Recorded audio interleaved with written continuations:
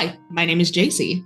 And my name is Juan. Welcome to The Couch, a podcast where we're therapists talk about real things. Please remember that while we are therapists, we are not your therapists, and this podcast is intended for educational purposes only. How are you today, JC? I'm doing pretty well. How are you? Doing well.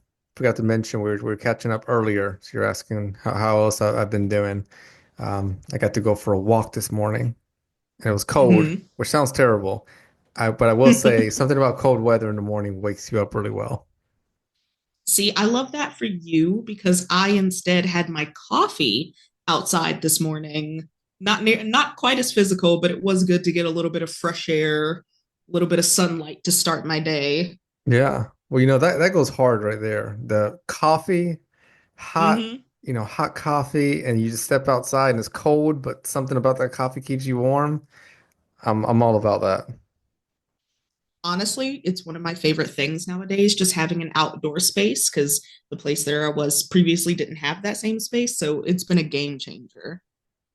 I think that brings us really nicely into our topic today, looking at work and life balance.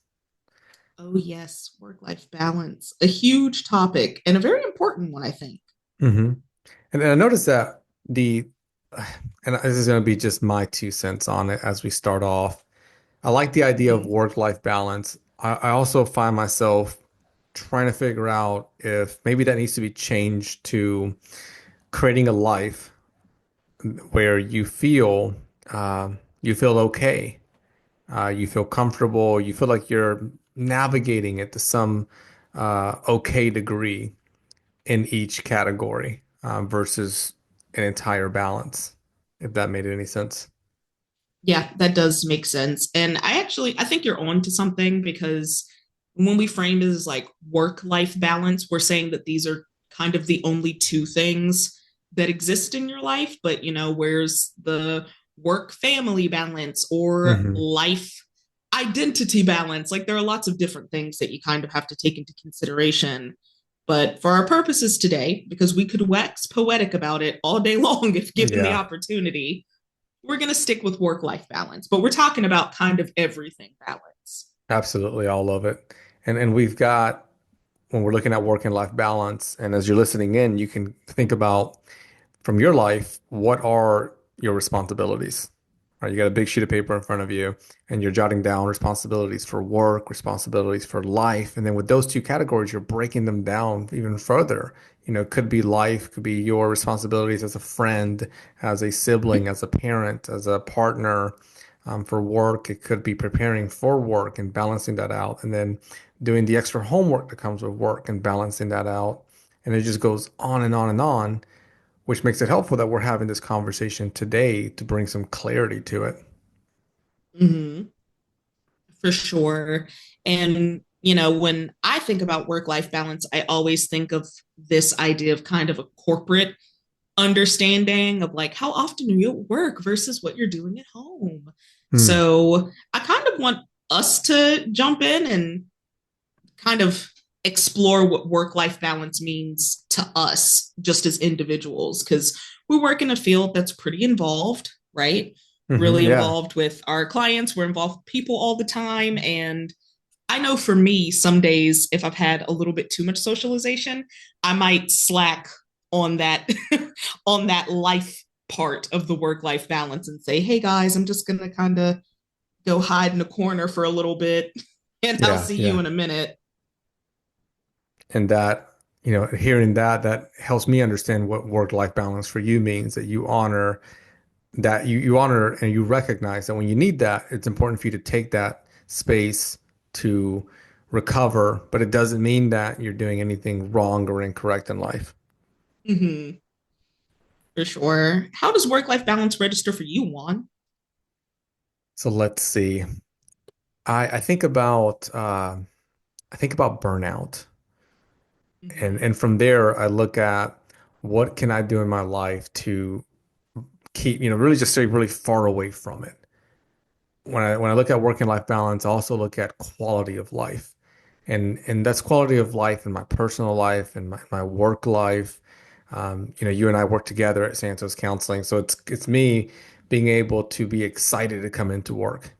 Like I like being Mm-hmm. here. I like being with the patients. I like being with the other counselors, everybody in the office. So that tells me, okay, something in this system makes sense and it's helping with that. I've been in workspaces where even thinking about going to work was agonizing, and then being there was not fun. And that definitely led me too close to burnout. Started to just really take away some of that quality of life satisfaction. So that's a little bit about how I conceptualize work and life balance. Mm-hmm. For our purposes, we're going to use the general definition of work life balance, referring to the ability to balance your work responsibilities and your life responsibilities, which is exactly what you're talking about right now. Like, how do we make sure that we're not burnt out? How do we make sure we're excited to be at work? And how do we make sure that we can come home and engage with the things that matter to us? Because, we don't just live to work. It's important because we got bills to pay, right? We Hmm. got money to make, but there's more to life. And I think a struggle for some adults is figuring out how to make work not be your whole personality, or how to make it not be the only thing you care about. Yeah.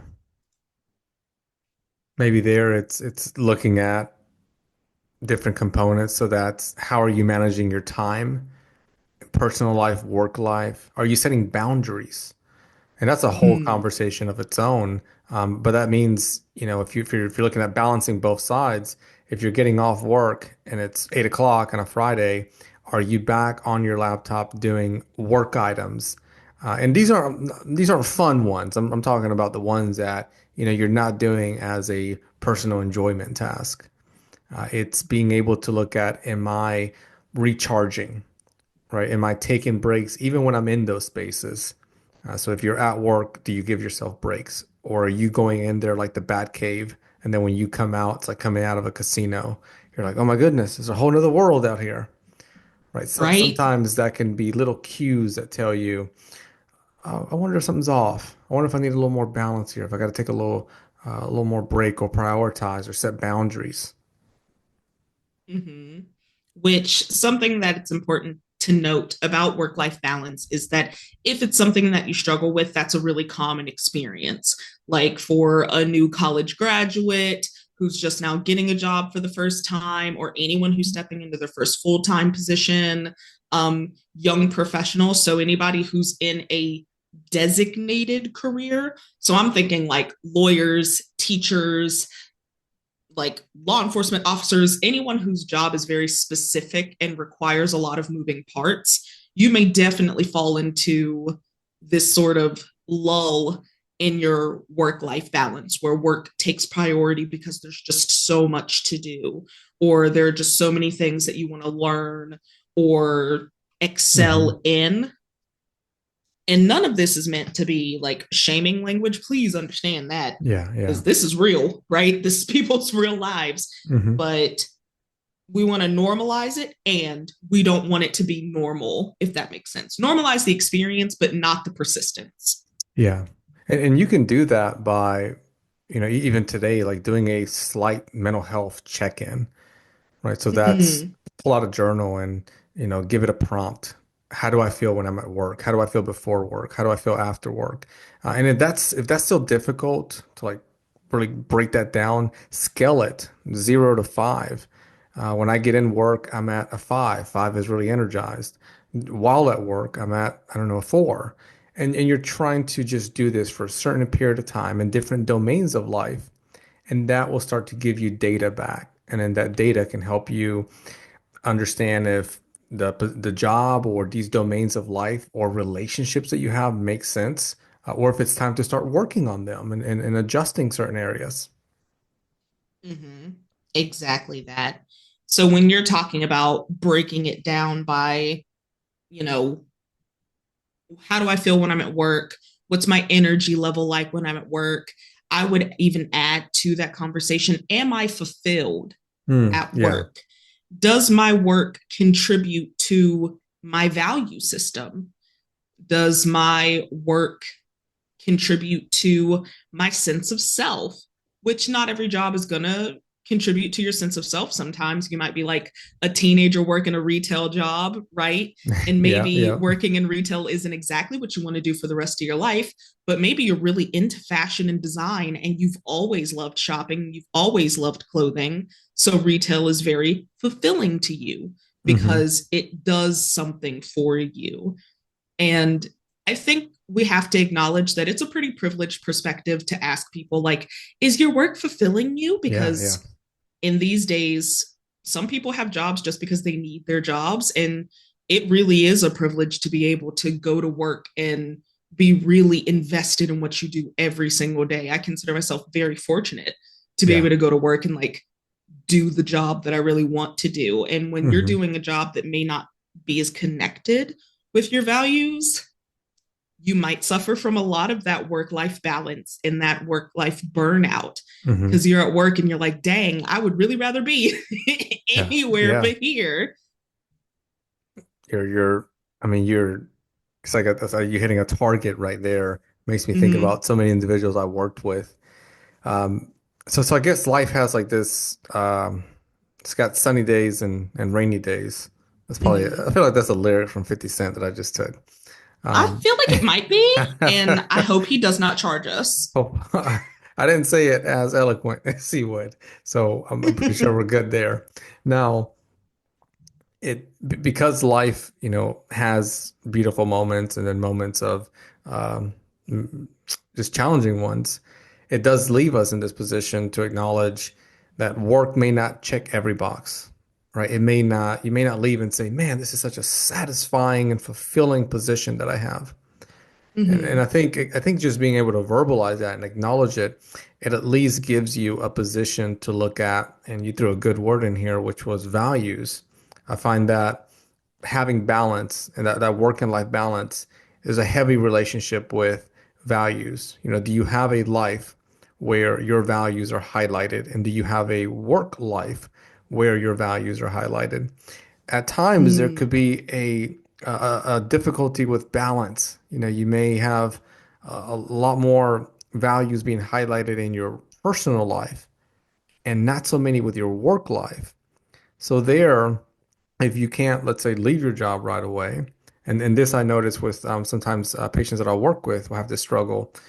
You can take a step back and look at what can I do now? Like how can I bring out one of my values and maybe incorporate it more outside of my work life or in a Mm-hmm. in a small dose while at work.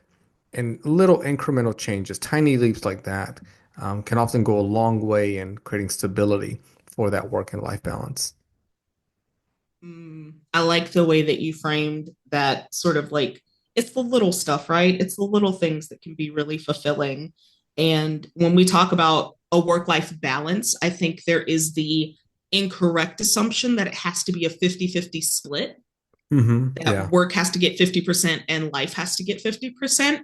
If your job, again, if it's not hitting on those fulfillment targets, it may look closer to 30-70, where 30% is the work that you do and 70% is you pouring into your community, getting connected with others, getting in touch with the things that do matter to you because you recognize that your work is not the all encompassing thing.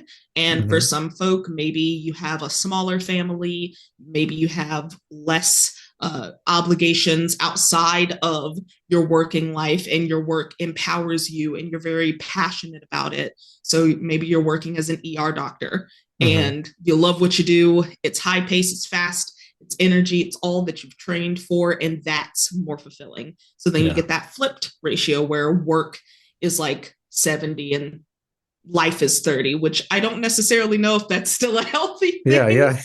but it's all about finding a balance that actually works for you and recognizing that the only person who really has to be satisfied with that balance is you. Correct. Yeah. And I think, it'd be nice if it was, a clean 50-50 or somewhere around there to just make sense to the person. But at times the numbers may not be exactly what you want them to be. There really could be a Mm-hmm. month or a quarter. I often work with executive professionals, could be business owners or just individuals in really high demanding positions. And then they'll tell Mm, me, from this quarter to this quarter, there's shit balance. That section of my life is just not really going well. So you look mhm, at, well, what are the raw things that you could do? Quit, right? But that often will create further struggle and difficulty and really hurt the entire balance of other areas. So mhm, it's looking at and going back and repeating what I mentioned earlier, these smaller changes, taking smaller breaks, and acknowledging that it's right now, right? It's not forever. It's for this quarter, for this moment. And often these individuals will start to notice that the current quarter there's a struggle, but next time around it's not as difficult. It doesn't hurt the balance to the same degree. And the third time around mhm. there's a bit more improvement, and so forth. Oh, for sure, for sure. You know, that's also actually something that's always kind of been a curiosity for me, like the changing of time and how other people evaluate like their busy seasons, because that's going to throw off your work-life balance too, Hmm. right? Because I mean, do we have a busy season? Question mark. Like, do Like do as we as counselors counselors, have a busy season? for Yeah. us, if you remember COVID, that was a very busy Oh yeah. season. Um, Super yeah. busy. And holidays are a busy season for us. I think that's all the way from when it starts to get cold. So, October till like January, Mm-hmm. those sometimes are the busiest seasons for us as mental health professionals because I think Yeah. that's when people start to either struggle with the holiday or their seasonal affective disorder, less sunlight, so depression starts to spike. Um, little items like that have, I think, a profound impact on people's lives. And then for us, it increases work, Mm-hmm. right? So For it's sure. it's even you and I looking at, all right, we love and we're passionate about the work that we do as counselors, and we have the opportunity to be burned out, like to go in and just to do more and more and more. And we have an idea of what when the busy season is. For Mm-hmm. me, one of the, and I want to hear yours if that's okay. For me, when I'm in those moments and I feel like there's a lot on my plate and I am doing a lot, I can acknowledge that I'm very close to that burnout. Mm-hmm. Maybe even almost shaking hands with it. And what keeps and this is not work-life balance, but what keeps me stable, almost like if I were on a rocky boat, what keeps me stable is the meaning, like knowing that this work matters. And Mm. that reduces the blow of the overwhelm, the blow of the burnout. What about you? I I actually think that my busy time is closer to like when school starts because I see a lot of college Mm, students and a yeah, lot of college professors and I see a lot of like teens and adolescents. So when I see them, they're like they've got their own things going on about being worried about school, being worried about the season starting, like all the stuff that happens over the summer that you got to process really quickly before you jump headfirst into the school year. yeah. And I can get a little crispy around that time of year, I Hmm. think, Yeah. like August and September. And for me, I really have to be very, very cognizant of what type of balance I need. So that's usually like around the time where I try to plan some time out of the office, like where I'm like, Yeah. okay, let me get a little bit of my life back in order so that when I come back, I've got better work life balance. Okay. That makes sense. And it's great that you know that you see how it comes in as a wave, and then you have a plan around it. And I think that's wonderful for the listeners too to kind of take a step back, look at your life, reflect on the past year or two, identify when uh, the increase of work or demand or responsibility takes place, and see what you've done to support you during that process. For our podcast notes, you had added a couple of pretty neat statistics here. So one of them Mm-hmm. is 72% of Americans believe a healthy work-life balance is crucial. The other one you put 60% of US workers say they don't have boundaries between work, responsibility, and life. That second one, the first one, it's interesting, 72 believe. Mm-hmm. It's interesting it's at 100. Like we all believe that there's a need to work-life balance. Uh, I know for me with that one, there's a cultural consideration. Myself growing up as an immigrant, I think as a kid, if I go and I remember this as a kid, go up to my parents and say, I want to do this for passion. Um, they would, They might uh, be like, "Boy, what are you talking about?" yeah, exactly. They're like, we don't have space for that. You need to go do it for blank or blank reason. And I think, Hmm. there's cultural, right? Cultural aspects there that maybe listeners can relate to that impact or influence your definition of work and life balance. Oh, yes, definitely. Absolutely. There are cultural considerations. There's also, I think, geographic considerations because the Yes. work culture of a place may be different. So in France, did you know they take the entire month of August off? Like, it is very rare to find somebody working in August because it's called the common leave. This is my last So day in the US. Peace. that's crazy. That's wow. That is very cool. And apparently, it's a thing that's relatively common around Europe generally, which I would have to do some more research to know exactly the who, what, when, where, and why. But the idea that we work so hard all through the year in America is really flabbergasting for some folk. And then you have other cultures that have a high expectation of work, like Japan's work culture is very rigorous. Yes. And so some expats will move to the country of Japan for work and, they'll leave at their scheduled time and people will say, "Hey, the boss hasn't left yet, so you can't leave yet." And it's Oh, like, "No, wow. we work from 9 to 5." And it's like, "No, the boss is still here, so you need to still be here." Like, that's That's kind intense. of Yeah. another commonality. So there are Hmm. cultural considerations, there are personal considerations, there can even be religious considerations. So people who don't work on Shabbos or people who observe a day of rest. Like, there are lots of Hmm. different things to consider. And that's why it's important for you as the listener to personally figure out exactly what it is that aligns with your goals for that work life Yeah. balance. And as you dig into that, I love those aha moments. Like, Mm-hmm. you're digging into it and you're like, oh, this is why I work this much. This is why I have a Mm-hmm. hard time unplugging.